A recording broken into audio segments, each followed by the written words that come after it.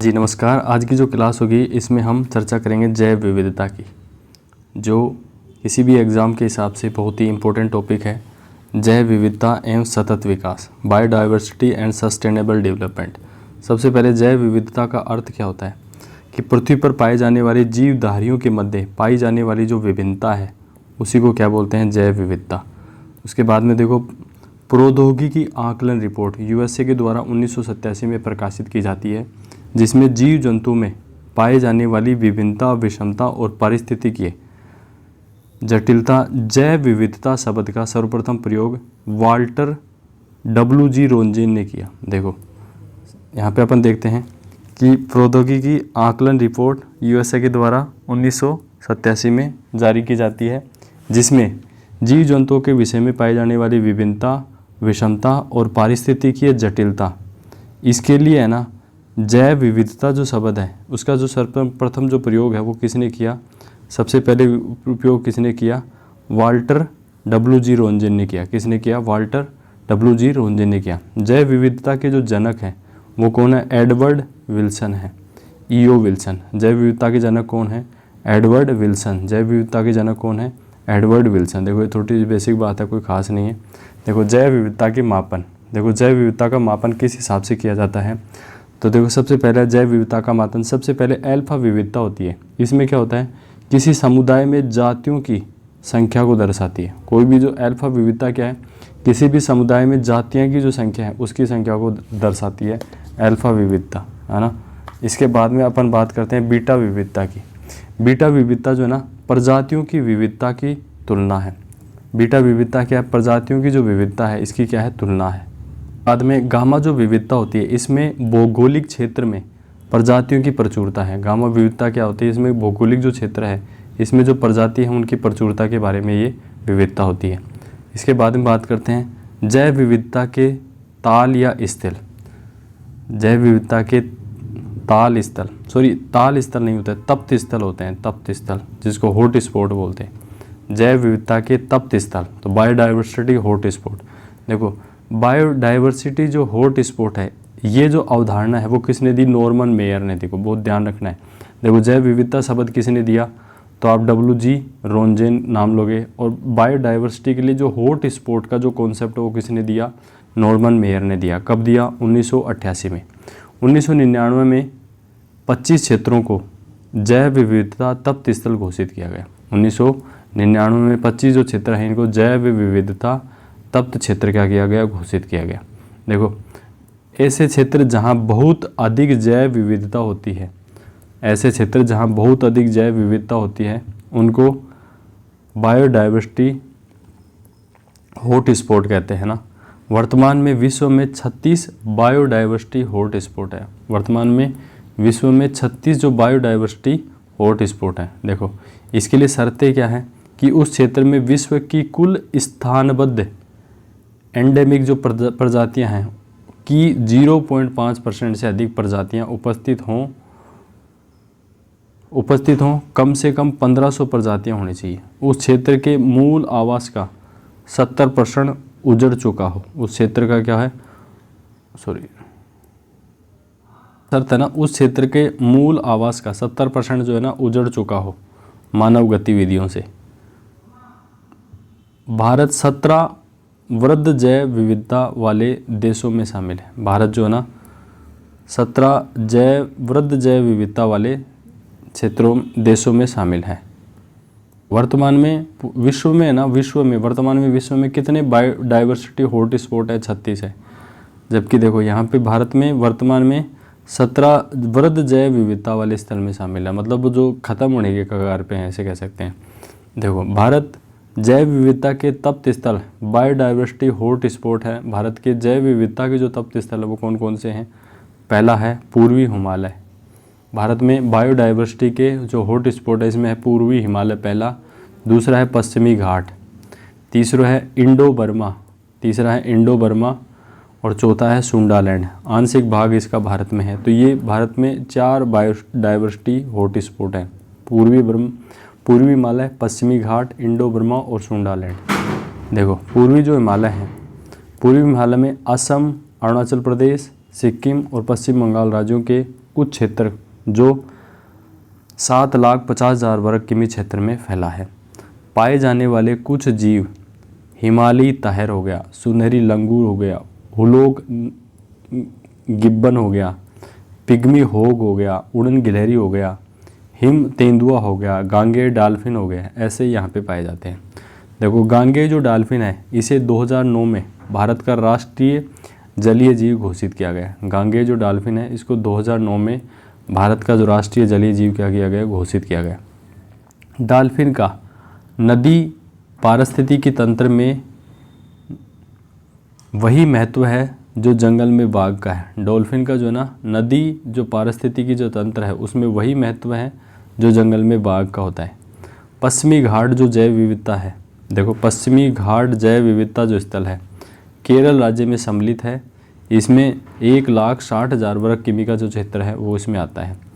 देखो मुख्य जो जीव हैं इसमें पश्चिमी घाट में मालाबार गंध बिलाव, एशियाई हाथी, मालाबार ग्रे हॉर्नबिल, नीलगिरी तहर, मकाक बंदर आदि आते हैं।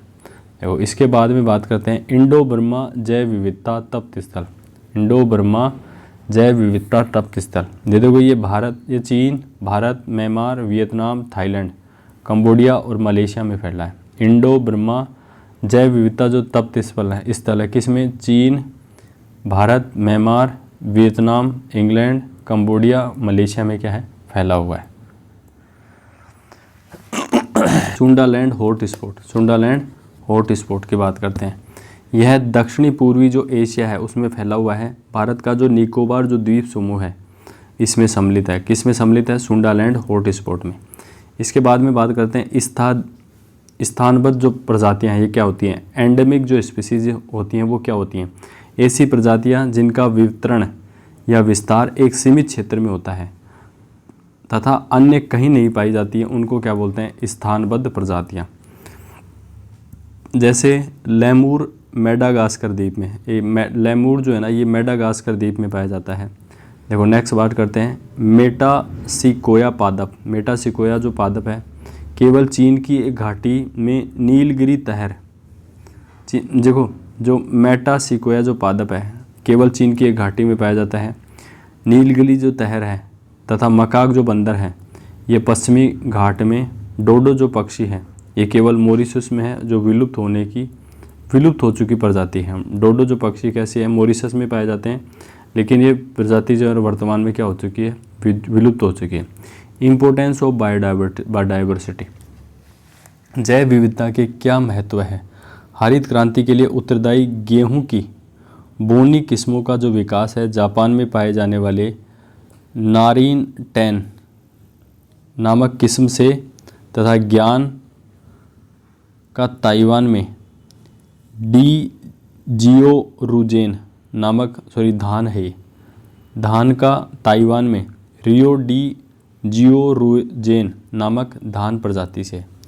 देखो यहाँ से क्या क्या कहता है कि हरित क्रांति के लिए जो उत्तरदायी है ना गेहूं की जो बोनी किस्मों का जो विकास है जापान में पाए जाने वाले नारिन 10 नामक किस्म से तथा धान का ताइवान में डी जियोरुजेन नामक धान की प्रजाति से विकास हुआ है।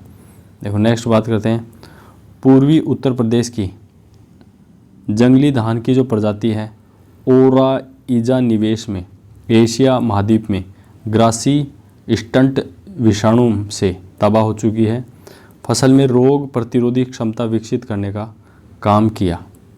नेक्स्ट बात करते हैं विनक्रिस्टीन व विनब्लास्टीन का जो उपयोग है वो रक्त कैंसर के उपचार में किया जाता है। विनक्रिस्टीन और विन जो ब्लास्टीन है इसका जो उपयोग है वो ब्लड जो कैंसर है उसके उपचार में किया जाता है। एक आता है सर्पगंधा जो है ना ये हाई जो ब्लड प्रेशर होता है उक्त रक्तचाप में इसका उपयोग किया जाता है। वैसे ही सिनकोना जो पादप है इसकी छाल से जो है ना मलेरिया का क्या होता है? इलाज होता है। इसके इसी प्रकार देखो टेक्सस बेकाटा नामक जो वृक्ष है ये कैंसर के जो इलाज है इसमें क्या होता है?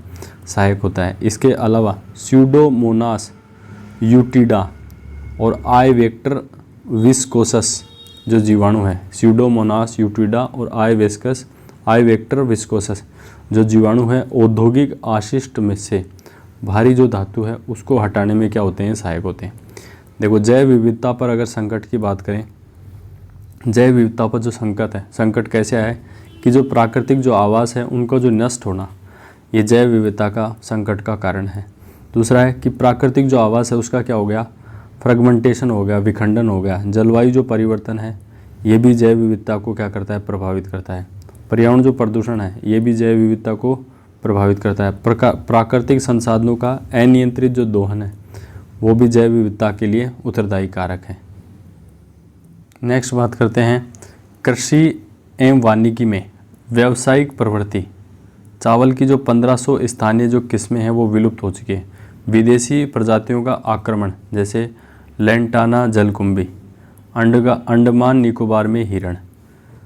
देखो इसके अलावा देखो अंधविश्वास व अज्ञानता, जैसे गागरोणी जो तोते हैं, गोडावण हो गया, गोयरा हो गए। नेक्स्ट बात करते हैं जैव विविधता का संरक्षण आप कैसे कर सकते हैं। जैव विविधता संरक्षण, कंजर्वेशन ऑफ बायोडाइवर्सिटी।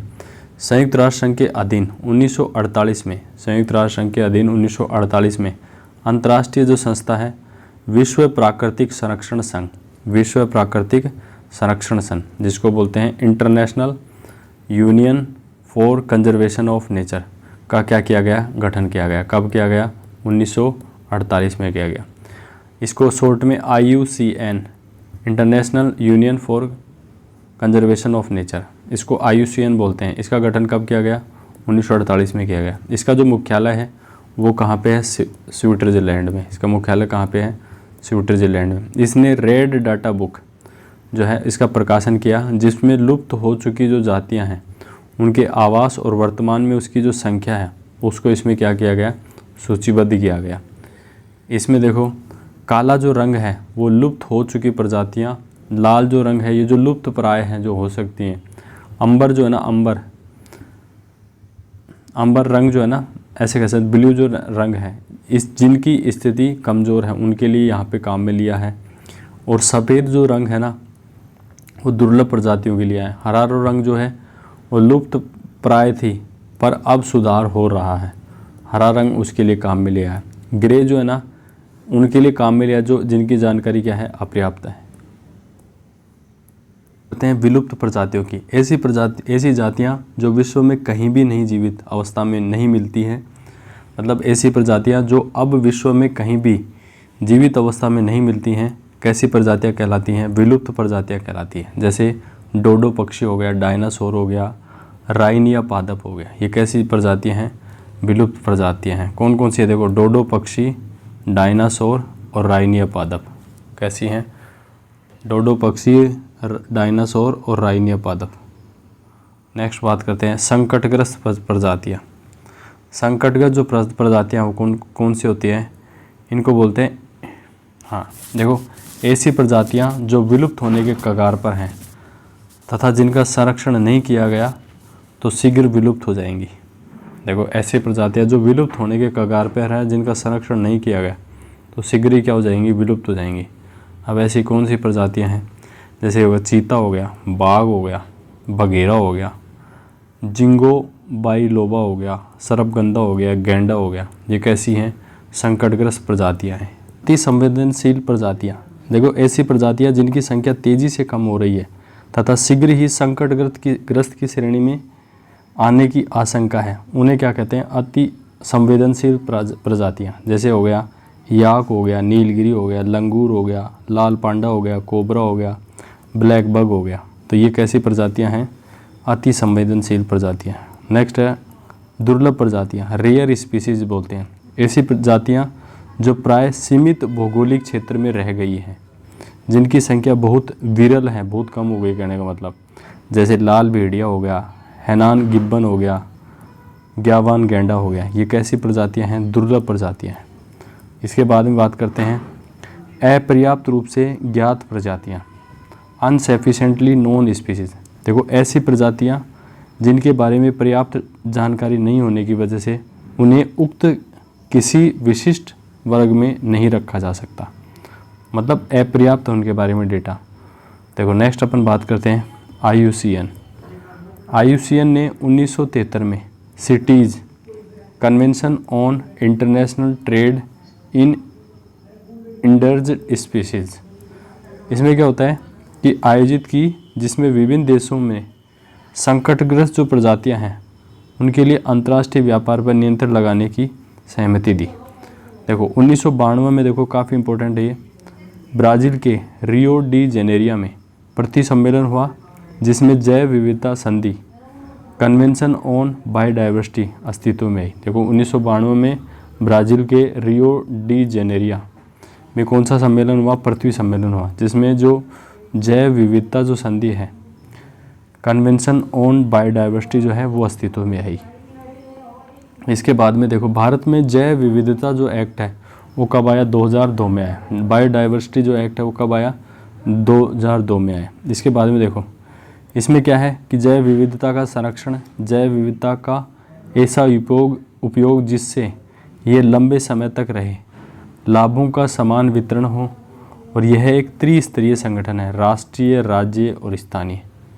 नेक्स्ट चलते हैं, कुछ बात करते हैं। 2 जून 2010 को राष्ट्रीय हरित अधिकरण नेशनल ग्रीन ट्रिब्यूनल का क्या किया गया? गठन किया गया। इसका मुख्यालय कहाँ है? भोपाल में है। विश्व जल दिवस, देखो एक बार रीट में पूछा गया था। देखो विश्व जल दिवस, विश्व जल दिवस 22 मार्च, पृथ्वी दिवस 22 अप्रैल और जैव विविधता दिवस 22 मई। देखो जल 22 मार्च, पृथ्वी 22 अप्रैल और जैव विविधता 22 मई। ये आपको ध्यान रखना है।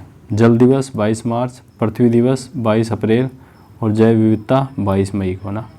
इसके बाद में बात करते हैं विश्व पर्यावरण जो दिवस है 5 जून को, विश्व ओजोन दिवस है 16 सितंबर को, और अंतर्राष्ट्रीय जैव विविधता जो वर्ष है 2010 को 10 में मनाया गया। नेक्स्ट चलते हैं, देखो नेक्स्ट बात करते हैं अंतर्राष्ट्रीय जैव विविधता जो दिवस है 2024 की जो थीम थी, योजना का हिस्सा बने, be the part of plan. 2024 की क्या थी? अंतर्राष्ट्रीय जैव विविधता जो दिवस है 2024 की थीम क्या थी? योजना का हिस्सा बने, be the part of theme. 2025 की थीम क्या होगी? अंतर्राष्ट्रीय जैव विविधता जो दिवस है इसकी 2025 की थीम क्या होगी? स्व स्थानीय संरक्षण, इन सिचु कंजर्वेशन, मतलब ऐसा संरक्षण जिसमें संकटग्रस्त जो प्रजाति हैं उनको प्राकृतिक आवास में ही मानव द्वारा संरक्षित किया जाए, तो उसको बोलते हैं स्व स्थानीय संरक्षण। इसमें क्या होता है?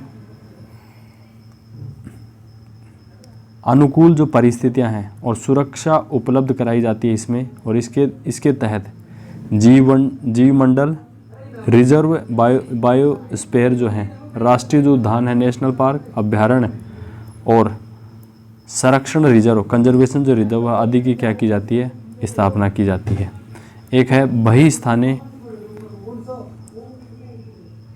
X सिचुए conservation. इसमें क्या होता है? इस विधि में संकटग्रस्त जो पादप हैं या जंतु जो प्रजाति है उनके प्राकृतिक आवास से बाहर कृत्रिम आवास में संरक्षण प्रदान किया जाता है। नेक्स्ट बात करते हैं, इसके तहत वानस्पतिक जो उद्यान है, बीज बैंक है, जीन बैंक है, उत्तक संवर्धन जो प्रयोगशाला है, चिड़ियाघर है, एक्वेरियम है आदि की क्या की जाती है? स्थापना की जाती है। इसके बाद में राष्ट्रीय उद्यानों की अपन बात करें तो वे प्राकृतिक क्षेत्र जहां पर्यावरण के साथ साथ वन्य जीवों व प्राकृतिक जो अवशेष हैं उनका क्या किया जाता है? संरक्षण किया जाता है, तथा इनमें पालतू पशुओं की चराई पर पूर्ण प्रतिबंध होता है। राष्ट्रीय जो उद्यान होते हैं इसमें जो पालतू पशु हैं इनकी चराई पर क्या होता है? पूर्ण प्रतिबंध होता है। देखो भारत के प्रमुख जो राष्ट्रीय उद्यान हैं कौन कौन से हैं? देखो पहला है काजीरंगा नेशनल पार्क, कहाँ पे है? असम में। काजीरंगा नेशनल पार्क कहाँ है? असम में। गिर राष्ट्रीय उद्यान कहाँ है? गुजरात में। गिर मतलब गुजरात। नेक्स्ट है ग्रेट हिमालय राष्ट्रीय जो उद्यान है ये हिमाचल प्रदेश में है। ग्रेट हिमालय राष्ट्रीय उद्यान, ग्रेट हिमालय हिमालय राष्ट्रीय उद्यान हिमाचल प्रदेश। बांदीपुर राष्ट्रीय उद्यान कर्नाटक। बांदीपुर राष्ट्रीय उद्यान कहाँ पे है? कर्नाटक। सतपुड़ा राष्ट्रीय उद्यान कहाँ पे है? सतपुड़ा राष्ट्रीय उद्यान कहाँ पे है? मध्य प्रदेश में। सतपुड़ा कहाँ पे है? मध्य प्रदेश में। नेक्स्ट है सुंदरबन राष्ट्रीय उद्यान कहाँ पे? पश्चिम बंगाल में। सुंदरबन राष्ट्रीय उद्यान कहाँ पे है? पश्चिम बंगाल में। नेक्स्ट है रणथंभौर राष्ट्रीय उद्यान कहाँ है? राजस्थान में। रणथंभौर राष्ट्रीय उद्यान कहाँ है? राजस्थान में। नेक्स्ट बात करते हैं कैला देवी राष्ट्रीय उद्यान, ये कहाँ पे है? राजस्थान में है। जिम कार्बेट नेशनल पार्क कहाँ है? उत्तरांचल में है। देखो नेक्स्ट बात करते हैं अभयारण्य, जिसको सेंचुरी बोलते हैं। ये भी संरक्षित क्षेत्र हैं। इनमें वन्य जीवों के शिकार व आखेट पर क्या होता है? पूर्ण प्रतिबंध होता है। इनमें भी क्या होता है? वन्य जीवों के आखेट व शिकार पर क्या होता है? पूर्ण प्रतिबंध होता है। निजी संस्थाओं को उसी स्थिति में प्रवेश की अनुमति दी जाती है जब उनके क्रियाकलाप क्या हो? रचनात्मक हो। इससे वन्य जीवों पर प्रतिकूल प्रभाव नहीं पड़ता है। इससे वन्य जीवों पर क्या नहीं पड़ता है? प्रतिकूल प्रभाव नहीं पड़ता है। देखो जैसे भारत में कौन कौन से वन्य जीव अभयारण्य हैं? नागार्जुन सागर आंध्र प्रदेश में है। हजारीबाग वन्य जीव अभयारण्य बिहार में। नाल सरोवर प्राणी विहार गुजरात में। मनाली हिमाचल प्रदेश में है। चंद्रप्रभा प्राणी विहार उत्तर प्रदेश में है। केदारनाथ प्राणी विहार उत्तरांचल में है। इसके बाद में बात करते हैं जैव मंडल निश्चय बायोस्फीयर रिजर्व। भारत में प्रथम जो बायोस्फीयर जो रिजर्व है वो नीलगिरी था। भारत का प्रथम जो बायोस्फीयर रिजर्व है वो क्या था? नीलगिरी था। देखो वे प्राकृतिक क्षेत्र जो वैज्ञानिक अध्ययन के लिए शांत क्षेत्र घोषित है। देखो वे प्राकृतिक क्षेत्र जो वैज्ञानिक अध्ययन के लिए शांत क्षेत्र घोषित है उनको बोलते हैं बायोस्फीयर। देखो भारत में वर्तमान में कौन कौन से बायोस्फीयर हैं? देखो वर्तमान में भारत में अंडमान एवं निकोबार द्वीप समूह। जैव मंडल कौन सा है? ग्रेट निकोबार। असम में देखो असम में काजीरंगा और मानस, ये बायोस्फीयर है। कर्नाटक में और केरल में है नीलगिरी। उत्तराखंड में है नंदा देवी बायोस्फीयर है। पश्चिम बंगाल में सुंदरबन जो है ना ये कैसा है? बायोस्फीयर है। मध्य प्रदेश में कान्हा जो अभयारण्य है वो कैसा है? बायोस्फीयर है। राजस्थान में जो थार का जो रेगिस्तान है ये भी क्या है? एक बायोस्फीयर है। राष्ट्रीय हरित अधिकरण अधिनियम ये 2010 में आता है। राष्ट्रीय जैव विविधता अधिनियम ये भी 2010 में। वन्य जीव सुरक्षा अधिनियम 1972 में। वन्य जीव संरक्षण अधिनियम 1980 में। भारतीय जैव विविधता अधिनियम 2002 में। ये सारे अधिनियम हैं जो कब कब आते हैं? राष्ट्रीय जैव मंडल रिजर्व कार्यक्रम 1986 में। देखो वर्तमान जो परिदृश्य है इसमें वन्य जीव अभयारण्य कितने हैं भारत में? देखो वर्तमान जो परिदृश्य की बात की जाए तो देखो वन्य जीव अभयारण्य सबसे जो बड़ा जो वन्य जीव अभयारण्य है वो कच्छ गुजरात में है। टाइगर रिजर्व कितने हैं? 57 है। टाइगर रिजर्व कितने हैं? 57 है। 57वां जो है ना रातापानी एमपी में है। राजस्थान में जो टाइगर रिजर्व हैं फिर 5वां भी हुआ है Dholpur Karauli tiger reserve. 6th जो टाइगर रिजर्व है कुंभलगढ़ टाइगर रिजर्व है। रामसर जो साइट है कितनी है? 89 है।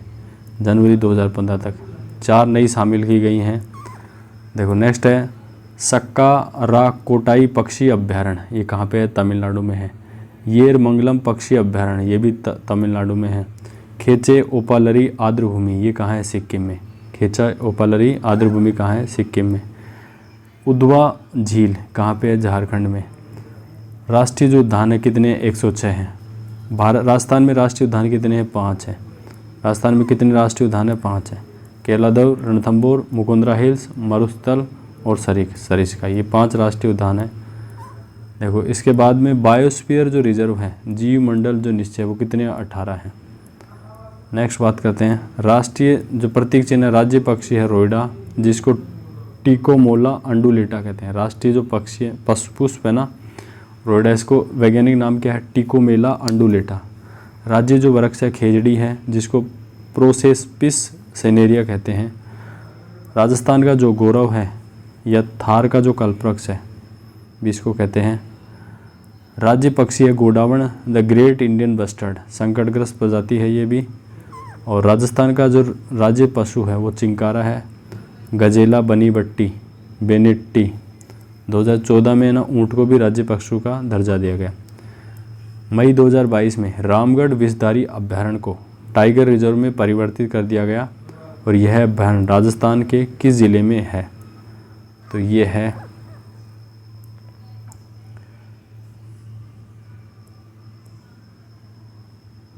बूंदी। तो आज की क्लास में इतना ही, मिलते हैं नेक्स्ट क्लास में, तब तक के लिए नमस्कार, जय हिंद जय भारत।